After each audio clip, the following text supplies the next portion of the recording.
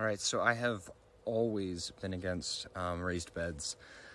However, I'm gonna try something out. So the idea is that I've got this greenhouse back here, which winter time, I'm thinking if we had some thermal energy from the dirt that's against the greenhouse, then maybe it'll keep this place a little bit warmer in the winter and then perhaps even cooler in the summer, who knows. But I've heard that you can put stumps and tree branches and things down as a base for your raised beds so that you don't actually have to fill it up with a whole bunch of dirt. So threw in some big old stumps, tree branches.